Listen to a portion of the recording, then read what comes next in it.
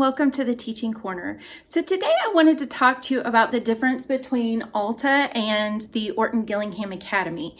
So in Alta, I am a Certified Academic Language Practitioner, and in the Orton-Gillingham Academy, I'm currently a Fellow in Training, or a FIT.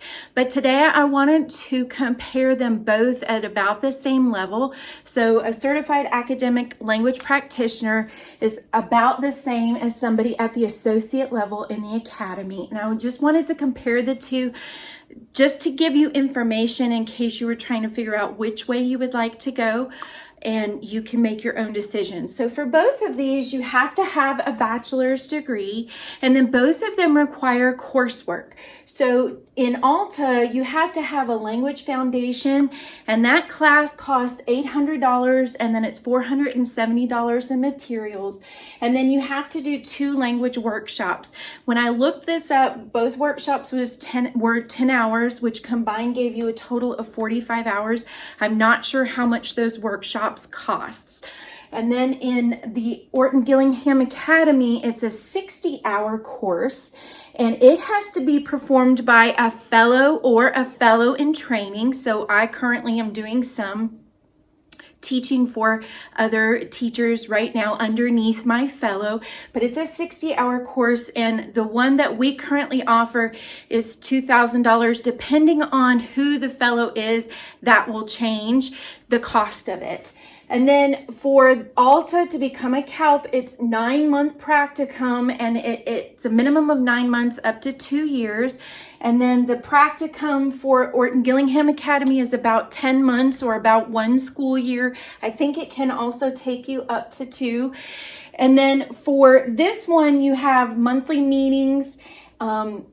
There's not a monthly meeting here, but you do have associate readings that you have to do. And then you have to do 100 teaching hours for both of them. The Alta has 5 observations, but for the Academy, it's 10 observations. And I know that the 10 observations are $100 a piece.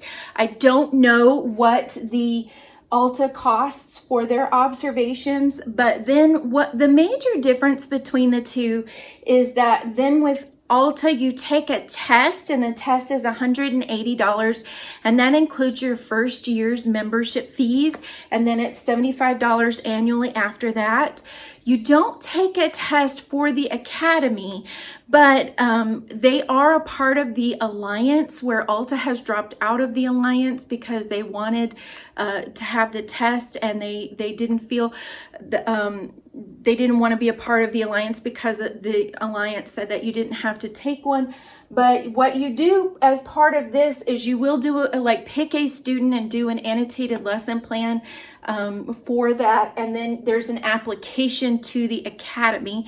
And when you apply, it's $175. And that also includes your first yearly membership. And then it's $90 after that.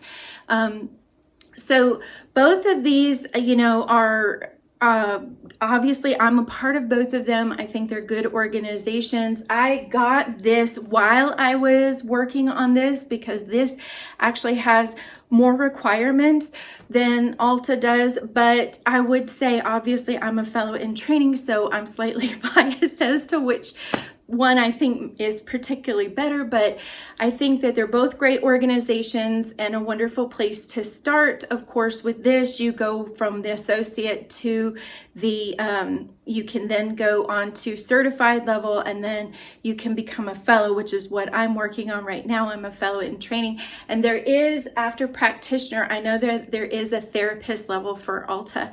So I hope that was helpful. I'll put a link to both of those organizations down below. And if it was helpful, please like, share, and subscribe, and I'll see you later. Bye.